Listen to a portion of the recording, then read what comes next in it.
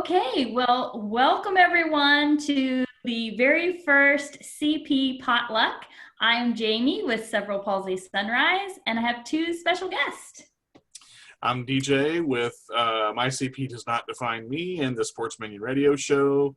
My CP Does Not Define Me airs on Wednesday at 2 p.m. Eastern to 3 o'clock, and the Sports Menu Radio Show airs Friday at 5:30 p.m. Eastern Time, starting this Friday.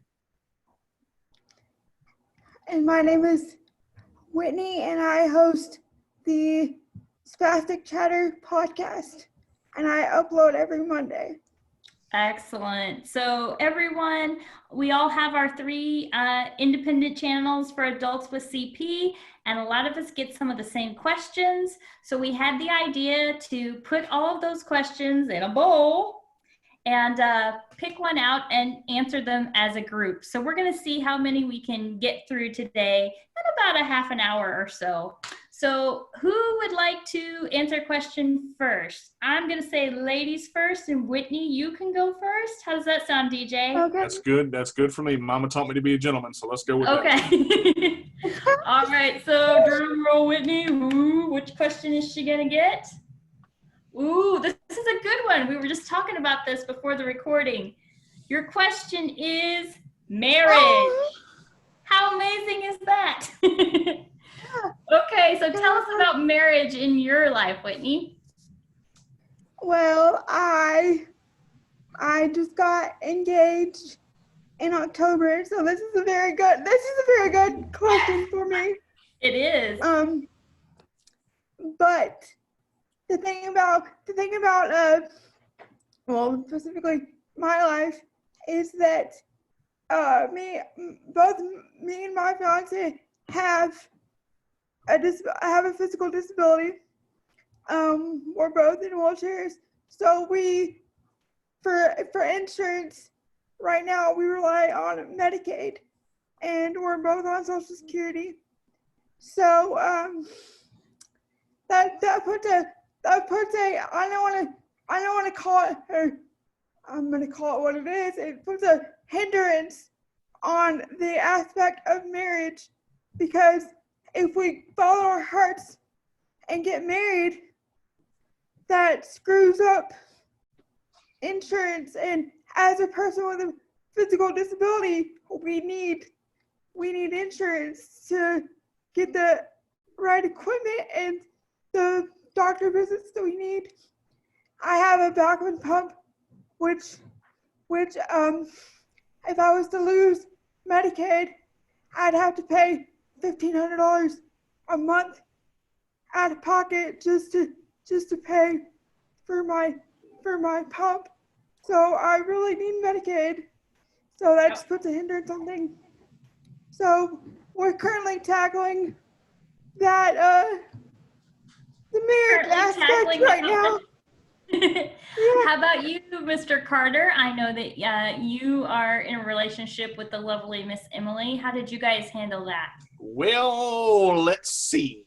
It's a toughie, as Ms. Whitney said earlier. I got married in 2015, and my wife just brought me a sandwich. Thank you, babe. Hi, Emily. Basically, here's how I look at it. Whitney's absolutely right. It is a need. The medical costs are way too high. You have to fight tooth and nail to get Medicaid. You got to fight tooth and nail to keep it, because if you go one penny over, nope, can't have it no more, we're going to take it away from you. The medical costs are astronomical to keep it clean. And here's what I said. Okay, God, what do you want me to do? And we prayed about it. We talked about it. Marriage to me will never be just a piece of paper. It is a union. And we made the decision to get married, and we lost a lot financially. Thank you. Social Security and Medicaid. But I am not one to complain because I'm on Medicare, and Medicare does cover 80% now. I will tell you, Medicare does not cover everything, so the costs are still there, and it is Let me just put it like that. Yep. But to be honest, I am happy where I am, happy with what I have, and I'll fight through the muck and the mess and the nasty to get what I have, which is Emily, which is worth more money than I could ever explain. Yeah, that makes sense. So I'm also married. I got married the same year as DJ in 2015. I am full-time employed, so I did not have to worry about complications to my benefits. But I did wait until I was 35 to get married, and it was definitely a consideration as far as, you know, it's a big step, right? And I think when you have a disability, there's always that thought in your mind of not wanting anyone to feel obligated to take care of you on a different level than maybe an able-bodied person. So while I didn't have the benefits part, I did have to work through some of the, what do you want to say, mental stuff around, you know, officially, formally getting married and doing all of that. So that was marriage. I think we did pretty good with the first one. I like how you wave it up there. That was marriage. There it is. Right there. We got it. All right. Next for the potluck, DJ, this is your question. Oh, no. Oh, no. Oh, no. Oh, this is easy. Favorite hobbies, my friend. Favorite hobby. Oh, come on. Well, let me start. I'm a martial artist. I'm a black belt in martial arts. I've been training for going on 11 years now. I was formerly with Tiger Academy of Martial Arts on Portsmouth Boulevard. It's where I got my black belt in, December of 2015. So 2015 was a big year for me. When I started training, I just did it to get in shape. I was over 300. I was almost 300 pounds. I had no use of my legs. I was fat, ugly, and out of shape. And I kind of made a decision. I said, all right, either you're going to get your butt in shape or you're going to die. And that's kind of where I came with. I'm a type of guy. I call it like I see it. And I still got a little bit of a gut, but I'm down to like 230 right now. My goal is like 170, but I train with Jack Dart right now. Jack Dart has been one of the probably biggest influences on my life. He's a mentor, a father, a friend, a coach. He does a lot. Tiger Martial Arts did a lot too. I don't want to forget them because I'm thankful for them. I'm a radio host for Let Go Radio and Kelly's Choice. I've been doing that for a while. We're working through 2 years now. And I help out CP Cerebral Palsy Sunrise. So I got to tell you, it's meeting them. I think Cerebral Palsy Sunrise for me, the people, the atmosphere, the connection was I just instantly clicked. I was kind of like a little butterfly flying around going, but you know, you when you have people that care about you, to see where you are, when you're not online right away, or you know, they want to find you, they want to make sure you're okay. That's connection to me. So I cook, I sing, I write my own music. I dance, I bungee jump, but that didn't work too well. So we'll just leave it there. We'll leave that there. How about you, Miss Whitney Bailey? I'm an adrenaline junkie. I like to get tattoos and tattoos. Okay, we're gonna have to deep dive into that later. Okay, keep going. and I like to express myself that way. I am a avid Texas country music fan, so I go to all the live concerts. Probably cause a little too much trouble. Yeah. I have five nieces and nephews, so I like spending time with them. And then I have three other siblings and a twin. So I spend a lot of time with my twin, and I'm a content manager for Able Thrive. So that's what. So it's funny because writing started out as a hobby, and then it turned into a job. So interesting how that works sometimes, isn't it? Yeah. Yeah. Okay, I guess that leaves me. So those of you who follow Cerebral Palsy Sunrise know that I guess you'd say the hobby I spend most of my time on is gardening. I'm a big gardener, and I do have a channel, Green Bee Gardener, where I kind of chronicle some of that stuff. So spend a lot of time gardening. I also am a big country music fan and a huge live music junkie. So when it is not COVID, I save up my pennies and spend a lot of time in Texas and Nashville going to places to see live gigs. And I am an auntie to two beautiful little girls who live in Texas with my brother. So in my spare time, I'm usually in Texas, being auntie to them and hanging out. And I love to swim. So if there's a pool anywhere, I will find it.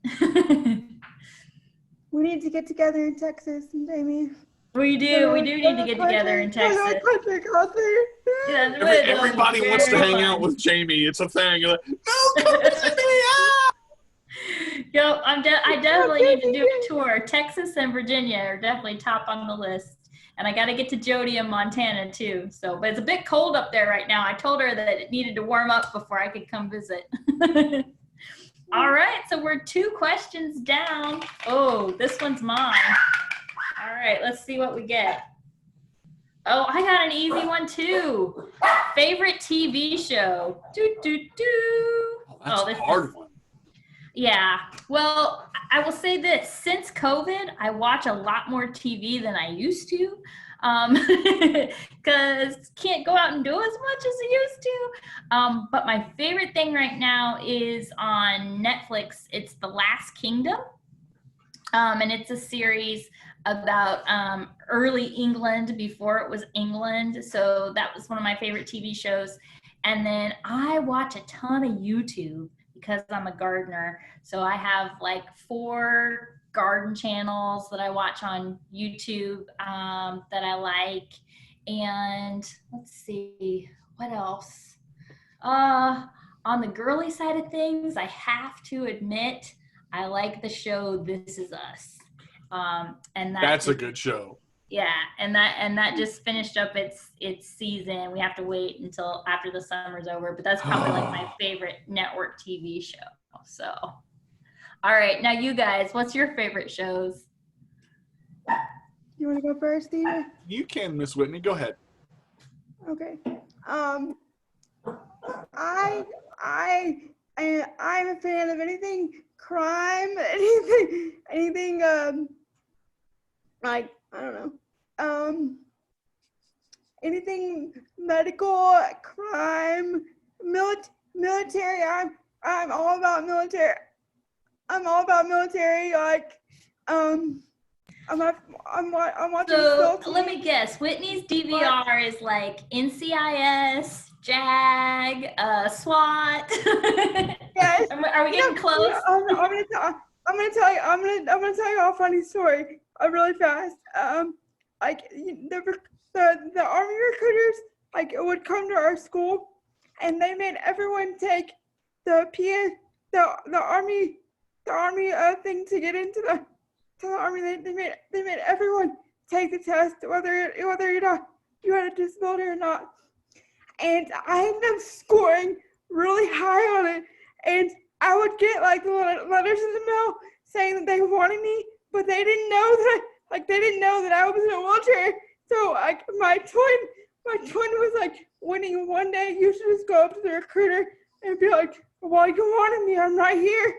Like, you can take me, disability and all. Like it was like a joke, because I'd get like letters in the mail like every month. So that was funny. That was a little joke in our family. That is pretty funny. Yeah. How about you, DJ? My favorite show currently, I'm a big wrestling fan. I watch wrestling every Monday and every Friday and every Wednesday. So I'm a big, like, I have been I would probably, I like Modern Family. I think Modern Family is really good. I've really gotten into that. I'm into SVU, Special Victims Unit. My favorite show of all time, bar none, is Burn Notice. Burn Notice is like the show that I've watched the series 11 times. And when you ever get a show, you're like, you're on the TV like, go. And, I'm just like, I know what's going to happen. And it's still, I'm like, my wife loves it. Burn Notice is my favorite show of all time. I'm a big cartoon buff. I like Rugrats. I like Doug. I like Ren and Stimpy. I like Rocko's Modern Life, the old shows, Walker, Texas Ranger. Put the old stuff in front of me. Salute Your Shorts from Nickelodeon back in the 90s. Stuff like that. Very cool. I think we got that one pretty well. We're back to Miss Whitney. So, Miss Whitney, this will be yours as I shuffle the bowl. Oh, they all fell out. No. Let me put them in blind. Overboard. Hold on. Let me put them in blind. Okay, there we go. Let me scoop them around a little bit. All right, Miss Whitney, this is going to be yours, and it is most embarrassing fall. Oh, yeah. Oh, jeez. Oh, my gosh. Oh, jeez. What was your most embarrassing fall? This is pretty good for CP Potluck. This is like everyone else I tell this to, they like freak out, but I have a feeling y'all that you two are gonna laugh at it. Yeah. It's funny. So in college, I came in for my master's program. I came in for the spring semester. So all of the accessible housing was taken up by the people who came in the fall. So the apartment complex I was in was just like, well, we could put some bars on the toilet and we'll like make it accessible for you. And I was just so eager to get there that I was like, sure, why not? Let's do it.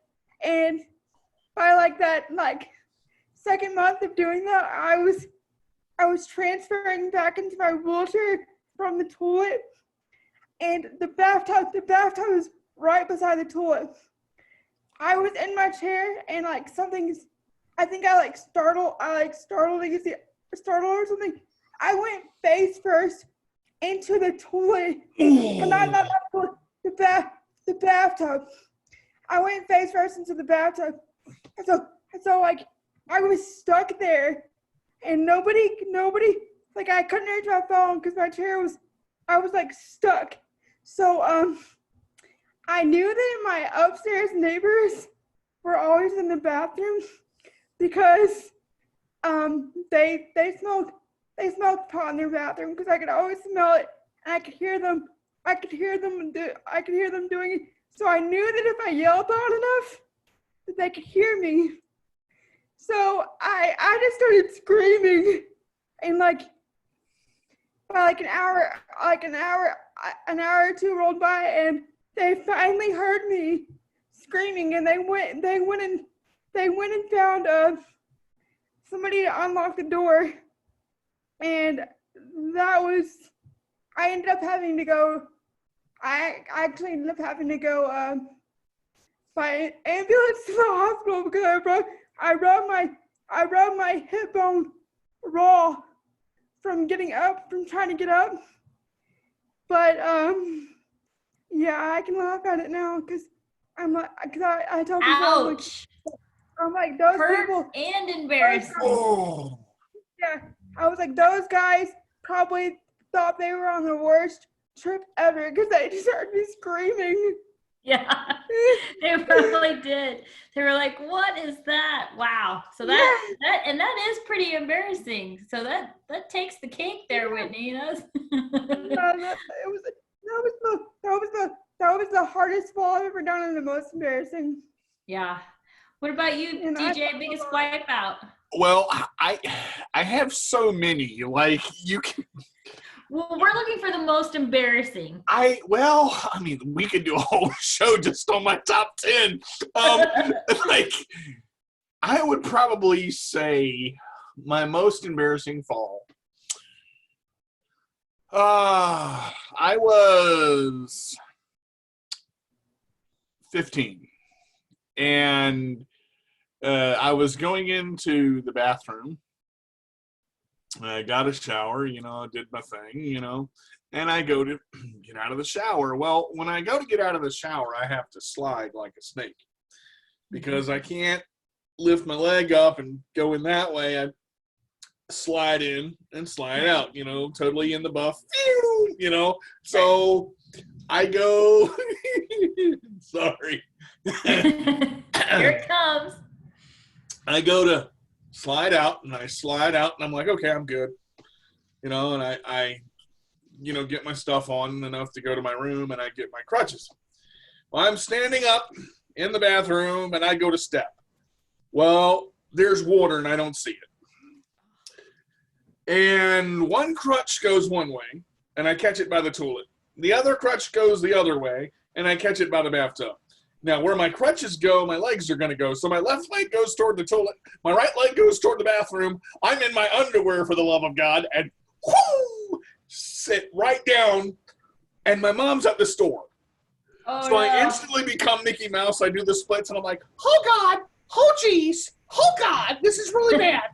So I'm talking to myself, and I'm literally wiggling, I drop my crutches, and I have to drag myself into my room on my belly, underwear coming off, socks coming off, pants coming off. I'm in the hallway. My mom opens the door, comes through the door, and just sees me full moon right there, 15-year-old son. And the first question she asked me is, are you okay? And I'm like, do I look like I'm okay? She's like, why are you so red? Why are your pants in the bathroom and your underwear in the hallway? What's going on? So I had to explain the whole idea. But little did I know, right behind her was my brother. And he opens the door and he just starts laughing hysterically, and I wish to kill him. Yeah. That's the end of my story. Very good. So, I have to think, I would say probably most embarrassing that I can remember as most recent is probably like 2 years ago. I was at a conference at a work thing, and it was like an after hours party. And I had my walker, I was doing my thing, but a lot of people there were intoxicated, and there was a live band and people were dancing, and a very large person backed up into me. Well, because I was talking to someone, I didn't see them. So I completely wiped out. And because it was in front of a bunch of coworkers, they all panicked, right? Because they're all able-bodied people. Oh, no. And so they weren't sure like what to do, because they know I'm very independent, right? So because they weren't sure what to do, they all just formed a circle around me because they were trying to make sure that nobody on the dance floor stepped on me as I tried to like retrieve my rolling walker and get back up, right? So it was totally embarrassing, not because I was hurt or anything, but just because nobody that I worked with, because I worked virtually 90% of the time, right, had ever seen me fall. And of course, the person who backed into me felt horrible. So that was really embarrassing because I had to make them feel better and say, oh, I'm okay, it's just an accident, whatever. But, it kind of like, it messes with your head, right? Because then the rest of the week I was like, looking around my shoulder like this. But yeah, it was embarrassing because if you fall at home, like, I don't know, doesn't make it any better, but at least you're like, okay, well, I'm at home. But when you wipe out totally in public, it's like, oh man, that really sucked. So I think we need to have like a part B to this question, because I totally forgot one that trumps that other one. Yeah. Like, do we have time to do one small? Can I do one small? We have time for another one if you got another miraculous fall. Oh my gosh, this one tops like everything. I used to go with my church to a retreat. We went to something called Wildfire Weekend. It's where celebrities come and speak, and they show Harleys, and there's classic cars, and there's this big, we went to like ODU or something. I can't remember where we went. We went to this huge campus, and I'm 23, 21, 22, something like that, somewhere in there. And I'm a complete, like, women everywhere, and I'm just like, you know, so I am rolling down the sidewalk. We hear Dale Earnhardt speak and Darryl Green, and I'm freaking out because I got to wear Mark Mosley's ring, you know, and I'm met Mark Mosley, the kicker for the Redskins, and I'm super excited. And we go out because it's lunchtime, and I'm just booking it because I'm hungry. I'm like, yeah, I met Mark Mosley, yeah. And I see this girl, and she walks by me, and I'm like, holy God in heaven. And I literally do not realize that my chair is still moving forward. And I'm looking at the girl, and I'm moving forward, and she goes, hey. And I'm like, hey. And I'm like, oh, God. I look forward. There's a curb. I go tumbling. My chair goes to fall over. She comes running. She dives, slides a chair right where my head would hit the concrete, and I hit the chair. She goes, you're DJ, right? I go, I think so. She goes,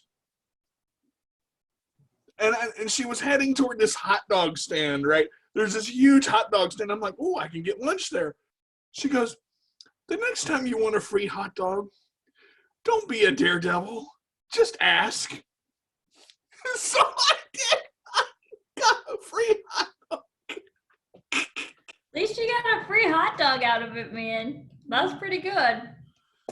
All right, this next question is yours, DJ. I'm mixing up the papers here. All right. We gotta make it good for him, Whitney. We gotta stump him. Mm-hmm. All right. Place you have always wanted to go. Ooh. If I had my way, I would probably say Paris. I've always wanted to go to Paris. The food, the Eiffel Tower, the culture, the people, just the whole, I mean, to be able to talk like this to someone, you know, to hear it all the time, you know, come to me, my little Perry, you know, I would love that just because I think it would be great. Thank you, puppy.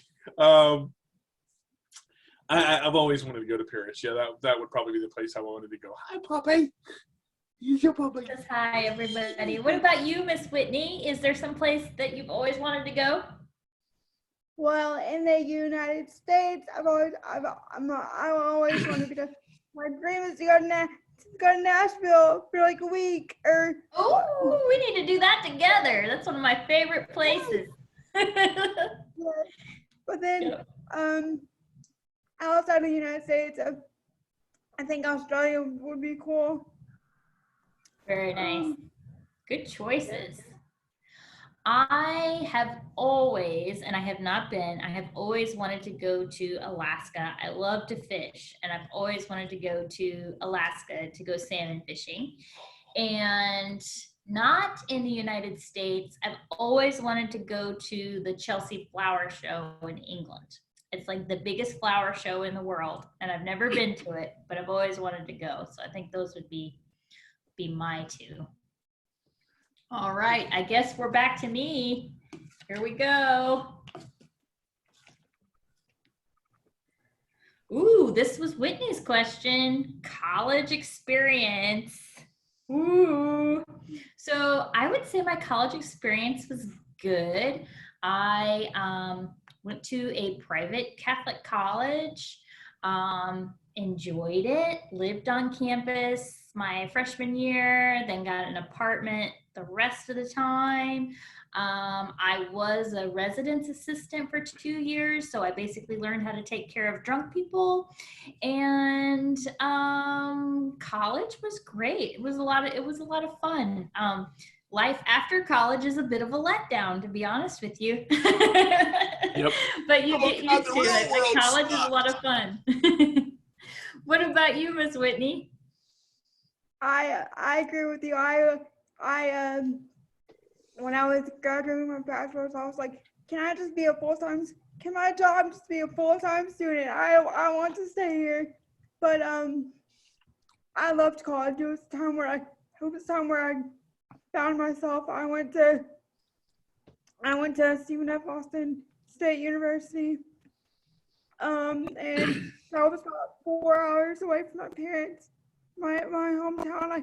I was the only Bailey kid out of there's 4 kids in my family, and I'm the only Bailey kid to graduate with not only a bachelor's but a master's degree. And no one thought that I would be the one that would do that. And for the actual college experience, I might have partied a little too much. I joined a sorority my freshman year, and I kind of figured out that I wasn't really the sorority type person. So I had my small group of friends. We had a good time. I was the president of my rehabilitation club for a semester. I ran for homecoming queen, and my slogan was, "Why walk with the best when you can roll, or why walk with the rest when you can roll with the best?" Nice. And so that got a lot of talk about it. I was the only student to my university had a TED Talk program, and I was the only student that applied and got accepted to do a TED Talk. Nice. So that's kind of what started my speaking career. That makes sense. And I went on to get a master's. And graduate school is a lot different than undergrad. Agree. Yeah. What about you, Mr. Carter?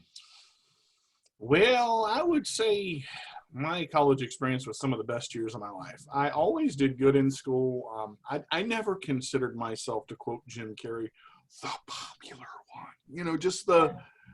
I was. Everybody said that, I was outgoing, and that I talked to everybody, and that I was, center of attention, wanted to be the center of the room. I college, I did really well. I had like a 3.75 GPA. I went to Woodrow Wilson Center for Employment in Fishersville, Virginia, which is 3.5 hours away from my family. Moved there, lived there for 10 years. Majored in communications, desktop publishing, and graphic design. I completed my program. I received the R. Anderson Award, which is one of the highest awards that college gives out once a year. That's the highest award that you can receive. My best part of my college is when you go to Woodrow Wilson, it's a rehab center for people with disabilities. So you get to diversely meet so many different people. And we started, a group of us started a wheelchair football program for them. And it was just like, 2.5 years of the best years of my life. And I absolutely loved it. I got my first apartment in Waynesboro. They paid the first month's rent and the deposit, because of my program and because I graduated so high. And then I got into real life and I went, oh God, what do I do now? You spend all those years wanting to get out of school. And then when you get out of school, the first thing you want to do is like, I want to go back. It's like, I don't want to be in the real world anymore, But it was a great experience for me. Adulting is hard, right? This whole adult thing is really hard. So definitely not easy. Okay. Whose turn is it? I think it's mine because Yep. Whitney had hers, you had Whitney yours. had hers. That's right. All right. So here we go, DJ. It is, how did you get the idea for your channel? Memories. All right. So here's the thing. I've been in front of a microphone. I've been on the radio. I've been hosted telethons, and I've always wanted to reach people. So I got the opportunity to work with, as I said, Kelly's Choice Cares was an organization that gave me an opportunity to be on Let Go Radio, which is an internet radio station. And I was doing a sports show, and I for an hour. And I took the sports show, and I took it, and I divided it into 30 minutes of sports and 30 minutes of CP. And when I started talking about the CP stuff, because the sports stuff was good. I mean, I was giving information, and everybody was like, hey, yeah, he does a sports show. Okay, great. And everybody, liked it. I had subscribers. But then I started talking about CP, and I did a show on, difference. And I did a show on being normal, or I did a show on dating and relationships with my wife. Yep. And it has over 900 views, almost 1,000 views. And I haven't gotten 1,000 views on anything. And I'm like, oh my God. So I talked to Ms. Winnie, the lady that I work with, and she goes, well, if you want to do an hour show for my, for your CP, with dealing with CP issues, do it. And then take the sports show and do a 30-minute show. I said, so 2 shows, really? So my CP does not define me came about 6 episodes ago, actually. So I've been doing my CP for a little over almost 3 months now, and it's blown up. I mean, I'm getting followers, and when I joined, like CP Sunrise became at Cerebral Palsy Sunrise became an admin for them. 500 people. It's mind blown. Your head goes, oh my God, because you can't fathom 500 people. I put my show up yesterday. It's already got 600 and some views. I'm like, what the world? Oh, well, it was Wednesday. So since Wednesday, it's exploded. So the channel's exploded. I love it. It reaches people. That's what I want to do. That's the goal. That's my story. I'm sticking to it. Awesome. What about you, Miss Whitney Bailey and Spastic Chatter? So I'm gonna take it back to the very beginning. I started a YouTube channel, my own personal YouTube channel 10 years ago. Yep. And I would never share things to anybody that immediately knew me personally. Right. And so I grew quite a big following by that, but it was never somebody that knew me. And then my twin took to Google and Googled my name, found my YouTube channel, and she's the one that shared it with everybody. I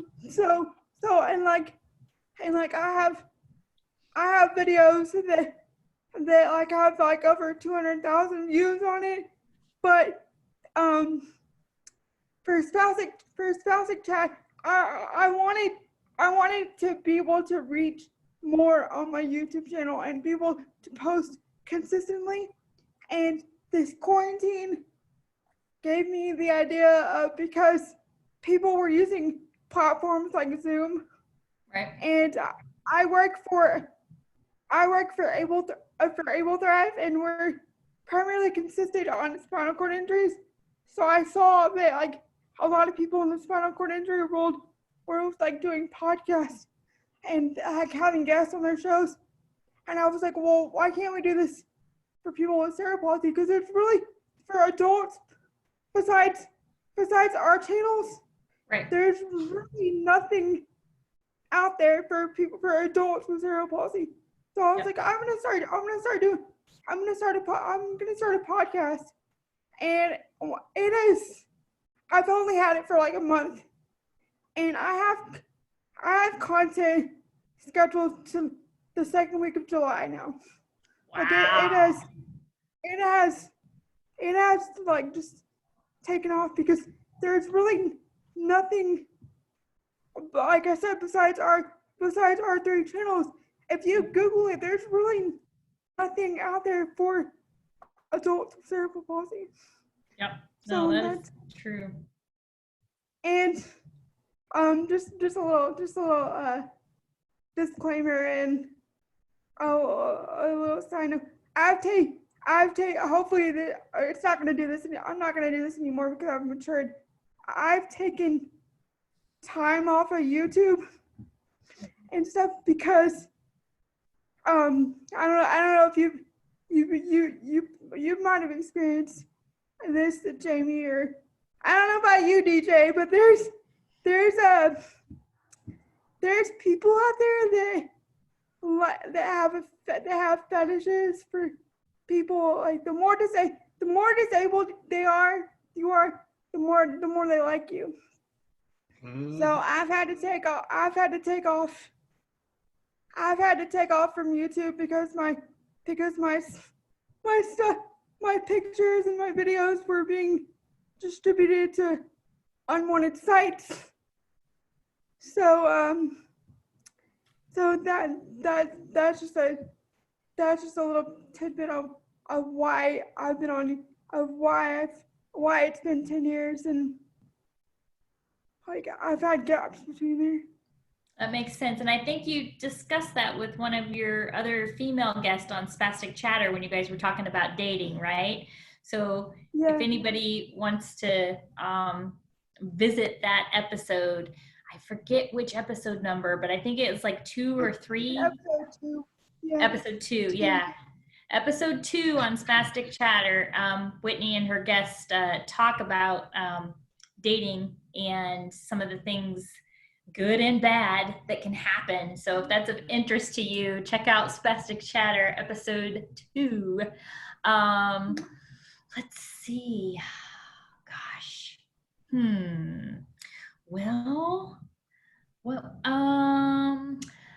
Both of you have interviewed me, so you kind of know what the story is behind why I started Cerebral Palsy Sunrise, but the nutshell version is this around summertime last year, in anticipation of my 40th birthday, I really wanted to do something different and devote some spare time to something that I thought would be impactful. And every time I went to go look for resources, and I don't mean like medical resources, I mean like entertainment, fun, hangout resources for people with CP, I found absolutely freaking nothing. So I thought, well, if you can't find it, you better build it. And that's how Cerebral Palsy Sunrise came about. And I honestly thought that if I had 100 people by the end of the year, that would be awesome. So the fact that we topped 500 members this week is just amazing, because I really never thought we'd have that many people. But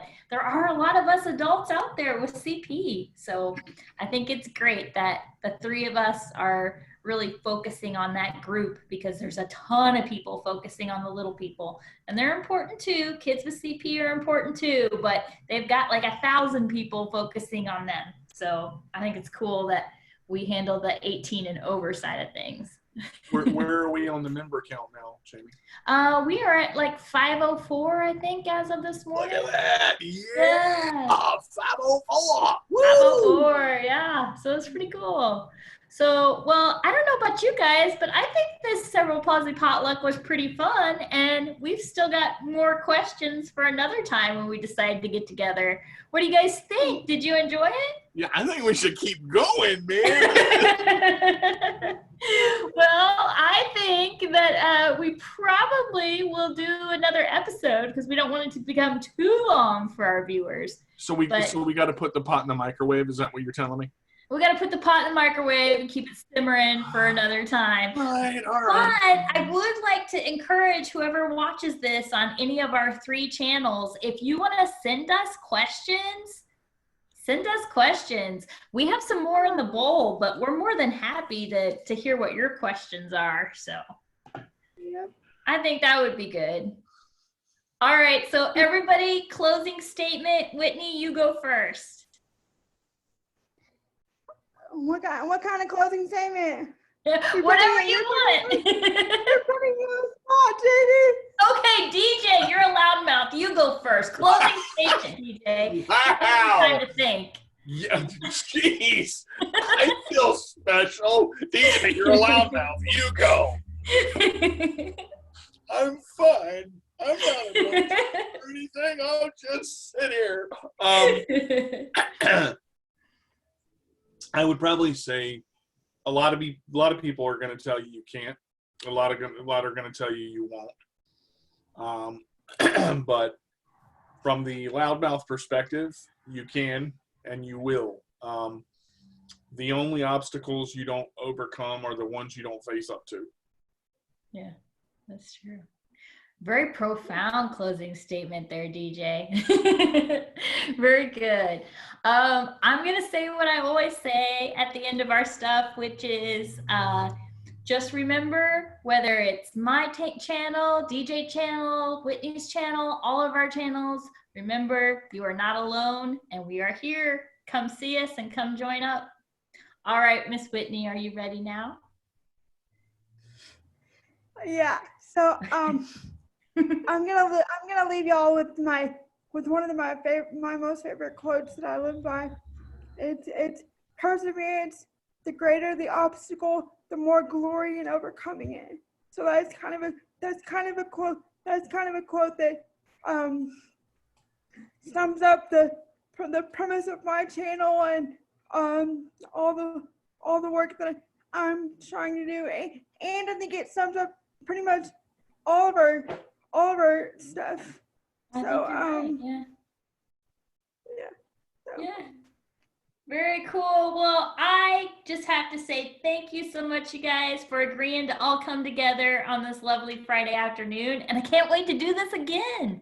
So I hope our audiences enjoy this, and we'll see you next time on CP Potluck